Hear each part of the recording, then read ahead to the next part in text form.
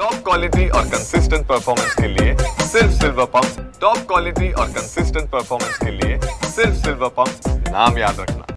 दिवसेंदिवस उन्हाची तीव्रता वाढत चाललेली आहे। याचाच फटका आता नागरिकांसोबतच फळबाग उत्पादक शेतकऱ्यांना सुद्धा बसताना आपल्याला पाहायला मिळत आहे। तापमानाचा जो पारा आहे काल जालना जिल्ह्यामध्ये 40 अंशापार गेलेला आहे आणि पाण्याचं जे बाष्पीभवन आहे ते झपाट्याने होत आहे आणि त्यामुळे पाणी पातळीत कमालीची घट जी आहे ती होताना आपल्याला पाहायला मिळत आहे।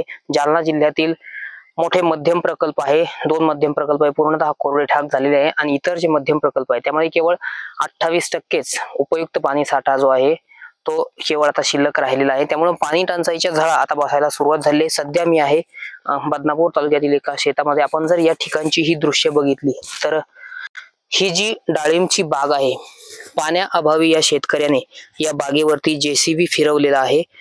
जवळपास 500 झाडांपैकी 250 ते 300 झाड जे आहे ते जेसीबीच्या माध्यमातून या शेतकऱ्यांना काढून टाकलेले आहे आणि उरलेली जी झाड आहे ती या ठिकाणी आपल्याला तशी पाहायला मिळत आहे। जर आपण बघितलं तर मागील काही दिवसात पाणी पातळीमध्ये झपाट्याने घट होत आहे आणि शेतकऱ्यांना पाण्याअभावी आपल्या फळबागांवर कुऱ्हाडी आणि जेसीबी चालवावं लागत आहे।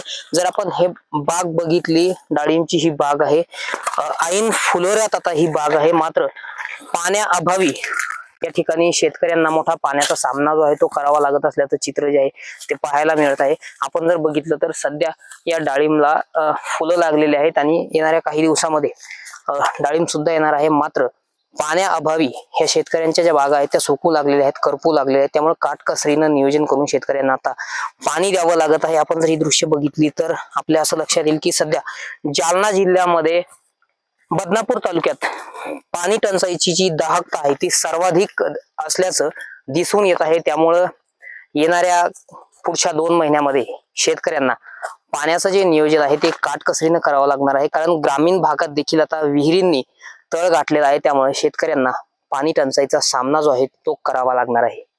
रामनाथ ढाकणे, TV9 मराठी, बदनापूर, जालना।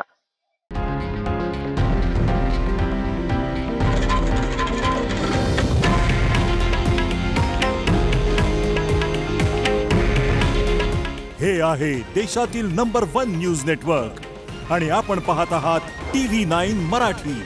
काळजी तुमची, हित महाराष्ट्राचं।